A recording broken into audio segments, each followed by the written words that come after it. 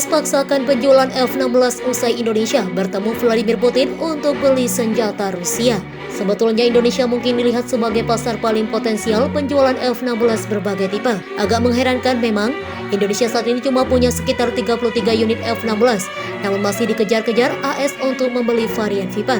AS bahkan rela memberikan fasilitas MLU F-16 ke Indonesia, meski jumlah Fighting Falcon-nya sedikit. Dibilang sedikit sebab banyak negara lain yang punya F-16 berjibun. Misal AU Mesir, mereka punya 240 unit F-16, tapi sama sekali tak diberi AS fasilitas MLU layaknya Indonesia.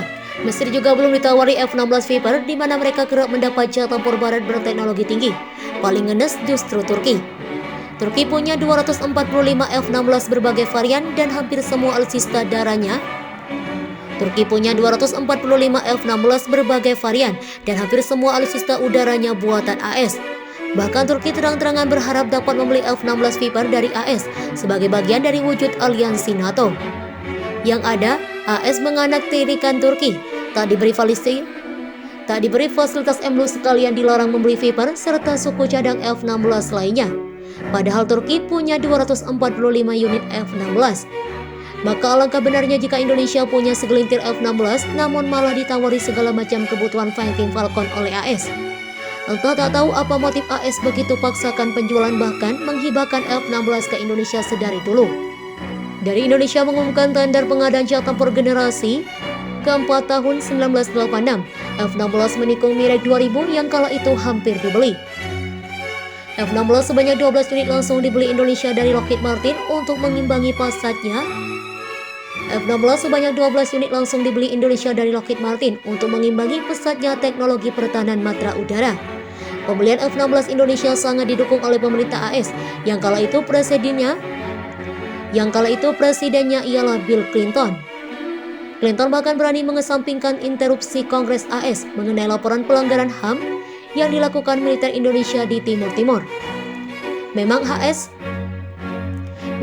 mendukung invasi Indonesia di tim-tim sejak tahun 1975. AS berulang kali menyuplai kebutuhan militer Indonesia untuk melaksanakan operasi tempur di sana.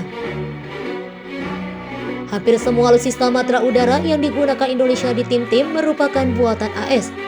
Maka soal pembelian F-16, pemerintah AS oke saja, bahkan mensupport penuh. Faktanya, perhatian Kongres terhadap catatan hak asasi manusia Indonesia mungkin tidak banyak mempengaruhi keputusan Presiden Clinton untuk menarik dukungan terhadap kesepakatan tersebut. Drama kecil seputar penjualan F-16 ke Indonesia jelas menunjukkan hukum politik birokrasi mil, jelas global security. Bahkan AS malah menyodorkan F-16 ke Indonesia dan menjamin akan dikirim tepat waktu. Indonesia awalnya menyetujui pembelian F-16 sebagai tanggapan atas permintaan AS. Kecenderungan Kongres untuk melihat hubungan AS Indonesia sebagai permainan moralitas yang didefinisikan dengan kata-kata Timur-Timur terus menekan pihak Washington dalam hubungan tersebut, ungkapnya. Namun lama-kelamaan Indonesia malas juga lantaran proposalnya untuk membeli F-16 ditolak Kongres AS meski pemerintahan Clinton mendukung 100%. Hingga pada 2 Juni 1997, Indonesia memutuskan tak mau lagi membeli F-16.